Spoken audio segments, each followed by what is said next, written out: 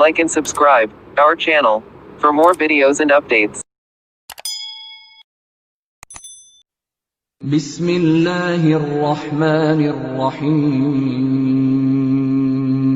وَإِن تُبْدُوا مَا فِي أَنفُسِكُمْ، اور اگر تم ظاہر کرو جو کچھ تمہارے جی کے اندر ہے، أَوْ تُخْفُوهُ، یا اسے چھپا لو، يُحَاسِبْكُمْ بِهِ اللَّهُ، اللہ تعالیٰ اس کے اوپر بھی حساب لے گا۔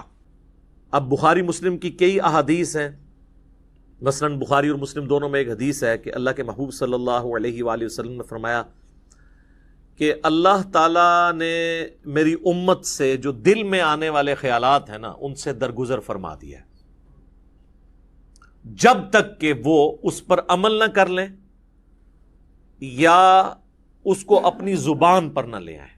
یعنی جو وسوسہ دل میں آیا، گناہ کا وسوسہ یا بدعقیدگی یا کیسی بھی چیز، کوئی شیطانی بات، جب تک اسے ایگزیکیوٹ نہیں کر لیتے پریکٹیکلی یا اپنی زبان پر نہیں لے آتے، تو اللہ تعالیٰ نے میری امت سے اس کو درگزر فرما دیا ہے۔ اب یہ حدیث بخاری میں بھی ہے اور مسلم میں بھی، ظاہر ایک مضبوط حدیث ہے، ٹاپ آف دا لسٹ دو کتابوں کے اندر ہے۔ تو اس حدیث کی بنیاد پہ بعض مفسرین کا خیال ہے کہ یہ آیت ہی منسوخ ہے قرآن کی، حالانکہ ہمیں کوئی حدیث اس بات پہ مجبور نہیں کرتی کہ ہم قرآن کی کسی آیت کو منسوخ مانیں۔ تو غور و تفکر کرنے کے بعد میں اس رزلٹ پہ پہنچا ہوں کہ یہ جو اللہ تعالیٰ نے فرمایا نا، وَإِن تُبْدُوا مَا فِي أَنفُسِكُمْ أَوْ تُخْفُوهُ يُحَاسِبْكُمْ بِهِ اللَّهُ، چاہے تم اپنے جی کے خیال کو ظاہر کر دو یا جی میں چھپا کر رکھو، اس پہ بھی اللہ محاسبہ کر دے گا، پکڑ فرما لے گا۔ اس کے دو معنی ہو سکتے ہیں، ایک تو یہ ہے کہ دل کی نیت کے اوپر اللہ تعالیٰ گرفت کرے، کہ کسی نے نیکی کا کام بظاہر تو بڑا اچھا کیا، دل میں ریاکاری کی نیت تھی، تو اللہ تعالیٰ اس دل کے خیال کے اوپر گرفت کرتے ہوئے اس کی نیکی کو زیرو سے ملٹیپلائی کر دے گا۔ تو یہ تو مسلمانوں کا اجماعی عقیدہ ہے کہ ایسا ہی ہوگا۔ اور دوسرا معنی یہ ہے کہ دل میں آنے والا ایسا وسوسہ جو جان بوجھ کر لایا جائے، یا کسی گناہ کا خیال اپنے دل میں جان بوجھ کر لایا جائے اور اس خیال کو لانے کے بعد اس کی پیروی کرتے ہوئے اس کی لذت دل میں محسوس کی جائے جان بوجھ کر، تو اس کے اوپر بھی گرفت ہوگی۔ یہ دونوں معنی اپنی جگہ درست ہیں۔ تو مسند احمد کی حدیث کے الفاظ ہیں، جس نے دکھلاوے کے لیے نماز پڑھی اس نے شرک کیا، جس نے دکھلاوے کے لیے روزہ رکھا اس نے شرک کیا، جس نے دکھلاوے کے لیے صدقہ کیا اس نے شرک کیا۔ نماز تو ہے ہی اللہ کے لیے، تو پھر شرک کیسے آ گیا؟ یعنی اللہ کے ساتھ نیت بھی کسی نے کر لی کسی اور کی۔ حتیٰ کہ سنن ابن ماجہ میں یہ الفاظ بھی ہیں کہ اگر کوئی شخص نماز پڑھ رہا ہے اور اس نے یہ محسوس کیا کہ اسے کوئی دیکھ رہا ہے، اس کی وجہ سے وہ اپنا سجدہ لمبا کر دے، تو سجدہ تو اللہ کے لیے کر رہا ہے لیکن زیرو سے ملٹیپلائی ہو جائے گا، ریاکاری میں آ جائے گا۔ اسی لیے ریاکاری کو شرک اصغر کہا گیا، چھوٹا شرک۔ بڑا ایک جلی شرک ہے نا کہ اللہ کے ساتھ کسی کو شریک ٹھہرانا، ایک یہ ہے کہ اللہ کے ساتھ شریک تو کسی کو نہ ٹھہرانا، لیکن جو اللہ کے لیے اعمال کر رہے ہیں نا اس کی جزا مخلوق سے بھی ڈیمانڈ کرنا، ریاکاری، دکھلاوا، یہ بھی شرک کی کیٹیگری میں فال کرتا ہے۔ تو اس کو سپورٹیو وہ حدیث ہے، بخاری اور مسلم دونوں میں حدیث ہے کہ نبی صلی اللہ علیہ وآلہ وسلم نے فرمایا کہ آنکھ کا زنا دیکھنا ہے، کان کا زنا سننا ہے، ہاتھ کا زنا پکڑنا ہے، پاؤں کا زنا چل کر جانا ہے، اور نفس یعنی دل تمنا کرتا ہے اور شرمگاہ اس کی تصدیق کرتی ہے۔ تو وہاں پہ نبی علیہ السلام نے ایک ایک جو عضو ہے نا اس کی برائی کا ذکر کیا اور نفس کا بھی ذکر کیا۔ اگر کسی نے برائی کا خیال جان بوجھ کر اپنے جی میں لا کر اس سے لذت حاصل کی تو فرشتوں کو تو نہیں پتا اس کا، لیکن اللہ کے حضور اس کی گرفت ہوگی، وَلِعَوْذُ بِاللَّهِ تَعَالَى۔ اللہ کو کوئی نہیں پوچھ سکتا جی، سورۃ الانبیاء میں ہے نا، لا يُسْأَلُ عَمَّا يَفْعَلُ وَهُمْ يُسْأَلُونَ، اللہ کو کوئی نہیں پوچھ سکتا کہ اس نے کوئی کام کیوں کیا. اللہ ہر ایک کو پوچھ سکتا ہے وَهُمْ يُسْأَلُونَ کہ تم نے یہ کام کیوں کیا. تو اللہ تعالیٰ دل کے خیالات کے اوپر بھی گرفت فرما سکتا ہے. وَلِعَاذُ بِاللَّهِ تَعَالَى. صحیح مسلم میں ایک اور حدیث ہے کہ صحابہ اکرام کہتے ہیں کہ یا رسول اللہ ہمارے دل میں بعض اوقات ایسے خیالات آتے ہیں کہ ہمیں بڑے بھاری گزرتے ہیں کہ ہم کسی سے اس کا ذکر بھی کریں. یہ اکثر لوگ پوچھ رہے ہوتے ہیں نا دل میں جناب وسوسے آتے ہیں, نماز میں بھی بعض لوگوں کو آ جاتے ہیں. تو آپ صلی اللہ علیہ وآلہ وسلم نے فرمایا کیا تم واقعی دل میں ایسے خیالات محسوس کرتے ہو؟ ان کا یا رسول اللہ ایسا ہی ہے. تو آپ نے فرمایا یہ تمہارے ایمان کی دلیل ہے, کیونکہ ایمان کا چور کون ہے؟ شیطان. شیطان اسی دل پہ حملہ کرے گا جس میں ایمان موجود ہوگا. اسی کو سپورٹو ایک سنن ابی داؤد میں حدیث ہے, صحابہ نے کہا یا رسول اللہ بعض اوقات ہمارے دل میں ایسے خیالات آتے ہیں کہ ہمارا دل چاہتا ہے کہ ہم جل کے کوئلہ ہو جائیں لیکن اپنی زبان پہ اسے کبھی نہ لائیں. تو آپ نے فرمایا اللہ کا شکر ادا کرو کہ اللہ تعالیٰ نے اس کو وسوسہ بنا دیا ہے, تم نے پریکٹیکلی ان خیالات پہ عمل نہیں کیا. یہ بھی ایمان کی ایک دلیل ہے. ایک اور زبردست حدیث ہے کہ نبی صلی اللہ علیہ وآلہ وسلم نے فرمایا کہ جب بندہ نیکی کا ارادہ کرتا ہے نا تو اللہ تعالیٰ فرشتے سے فرماتا ہے جو کرامن کاتبین ہیں کہ میرے بندے کی ایک نیکی لکھ لو, کیے بغیر ہی ارادے کے اوپر.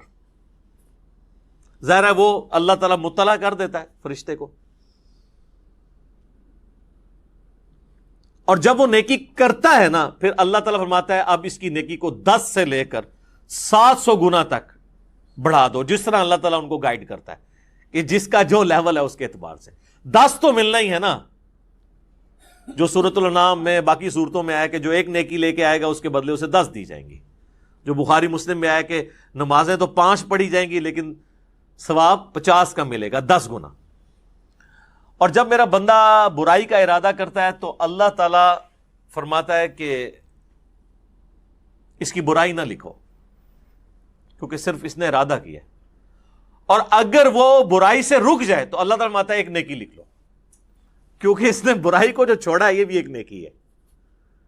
یہ ہے وہ وَكَتَبَ رَبُّكُمْ عَلَى نَفْسِهِ الرَّحْمَةِ, اور تمہارے رب نے اپنے اوپر خود سے واجب کر لیا ہے, یہ بات تقدیر میں لکھ دی ہے کہ میں نے ہر حال میں رحم ہی کرنا ہے. سبحان اللہ وبحمدہ سبحان اللہ العظیم. تو اور جب وہ برائی کرتا ہے تو پھر اللہ تعالیٰ فرماتا ہے کہ اس کے بدلے ایک ہی برائی لکھنا, نیکی کے بدلے 10, برائی کے بدلے 1. اور حدیث ہے کہ شیطان انسان کے جسم میں خون کی طرح گردش کرتا ہے, اور مسلم شریف میں حدیث ہے کہ ہر انسان کے ساتھ ایک جن ہے شیطان, چونکہ شیطان جنات میں سے ہے نا, جو اسے برائی کی طرف بلاتا ہے, اور ایک فرشتہ ہے جو اسے اچھائی کی طرف بلاتا ہے. تو صحابہ نے جرأت کر کے پوچھا یا رسول اللہ آپ کے ساتھ بھی؟ تو آپ فرمایا ہاں میرے ساتھ بھی, لیکن اللہ تعالیٰ نے میرے ساتھ جو جن اٹیچ تھا اسے میرا مطیع کر دیا, اب وہ نیکی کے کاموں میں میری مدد ہی کرتا ہے, یعنی وہ بھی مجھے نیکی کی طرف لگاتا ہے. یہ پروٹوکول صرف پیغمبروں کا ہے. ما ضل صاحبکم وما غوا, تمہارے نبی نہ کبھی بہکے ہیں نہ کبھی بہرا چلے ہیں. باقی یہ خیالات آنے کی کئی ٹیکنیکل ریزن بھی ہیں. پورا دن آپ دنیا کے کاموں کا حساب کتاب کریں گے تو نماز کے اندر کوئی سوئچ تو نہیں ہے جو آپ آف کر کے نماز میں داخل ہو جائیں گے. ظاہر ہے اس کے لیے پھر اسی لیے تو کہا گیا کہ بھئی اذان کی آواز سنو, مسجد کی طرف چلو, وضو کرو گے, اس کے بعد سنتیں ادا کرو گے, پھر کہیں دماغ آہستہ آہستہ آہستہ سٹیبل ہوتے ہوتے تو کہیں فرض نماز کے لیے جا کے پھر سٹیبل ہوگا. اور اگر ہر وقت دنیا داری کا معاملہ چلتا رہیں گے, یعنی نماز شروع کرنے سے پہلے بھی آپ فون سن رہے ہیں اور نماز کے دوران بھی فون آپ کا چل رہا ہے, اور نماز سلام پھیرتے ہی بھی آپ فون سن رہے ہیں, تو تسی پھر کھیت مٹی پڑھنی ہے نماز, پھر تو خیالات ہی آئیں گے نا. اور دوسرا نماز کا اگر ترجمہ نہ آتا ہو, آپ کو پتہ نہ ہو آپ اللہ کے سامنے کیا عرض کر رہے ہیں, پھر بھی نہیں ظاہر ہے. تو یہ زیادہ تر جو لوگ کہتے ہیں خیالات آتے ہیں, یہ 99% لوگوں کے ساتھ یہ مسئلہ ہے کہ وہ ٹھیک آ رہے ہوتے ہیں خیالات, جو وہ کر رہے ہوتے ہیں وہی کچھ آ رہا ہوتا ہے. اور ٹیکنیکلی اس معاملے کو ہینڈل کرنے کی ضرورت ہے. اور سب سے بڑی ہینڈلنگ کسی بھی برے وسوسے کی یا خیال آنے کی یہ ہے کہ اس کی طرف توجہ نہ دی جائے. انسان کا دماغ اللہ نے ایسا بنایا ہے کہ یہ بیک وقت کے ہی ایک محاذوں پہ چل رہا ہوتا ہے. یہ دماغ کو کوئی سوئچ نہیں ہے کہ جو آپ آف کر سکیں. یہ ذہن میں رکھیے گا. یہ تو ہو ہی نہیں سکتا کہ دماغ میں خیال نہ آئیں گے، بس اس کی طرف متوجہ نہیں ہونا. یہ خیالات پیغمبروں کو بھی آتے ہیں، صحابہ کو بھی آتے ہیں. آج میرا ٹاپک نہیں ہے. بخاری مسلم میں حدیث ہے نا، حضور علیہ السلام نماز پڑھ رہے تھے تو سامنے ایک رنگین پردہ تھا، تو آپ نے نماز کے بعد حضرت عائشہ سے کہا کہ اس کو ریموو کرو، اس نے نماز میں میری توجہ بٹا دی ہے. اور صحیح بخاری میں امام بخاری لے کے ہیں کہ حضرت عمر فاروق رضی اللہ تعالیٰ عنہ کہتے ہیں بعض اوقات میں اپنے جنگ کی پلاننگ نماز میں کر رہا ہوتا ہوں. ذرا جنگ کی تو ٹینشن ہی ایک علیحدہ ہے نا سر. ایک بندہ جب بارڈر پہ کھڑا ہوا ہے تو اس وقت وہ خشوع سے نماز نہیں پڑھے گا، وہ تو ظاہر ایک حالت جنگ میں ہے. اس لیے قرآن میں نماز خوف کہا گیا اسے. اور دیکھیں آپ سورہ نساء میں ہے کہ جب نماز خوف ہے نا تو وہ آپ نے جس طرح پڑھنی ہے، اس کے بعد جب تم امن کی حالت میں جاؤ تو خوب اللہ کا ذکر کیا کرو، کیونکہ وہ تسلی کا موقع تمہیں ذکر کرنے کا ملے گا. خوف کی حالت میں تو پھر اسی قسم کی نماز ہوگی نا. لیکن اگر آپ نے پوری زندگی حالت خوف بنائی ہوئی ہے، کاروبار کے ٹھپ ہو جانے کا خوف، تو پھر تو میں کہتا ہوں ایسی زندگی پہ لعنت ہے، اور فوراً سے پہلے اللہ کی طرف رجوع لانا چاہیے. فَيَغْفِرُ لِمَن يَشَاءُ وَيُعَذِّبُ مَن يَشَاءُ، پھر اس کی مرضی جسے بخش دے اور جسے عذاب دے. وہ اللہ تعالیٰ کا فیصلہ ہے کہ اس نے کس کے لیے کیا فیصلہ کرنا ہے. واللہ علی کل شیء قدیر، اور اللہ تعالیٰ ہر چیز کے اوپر قادر ہے.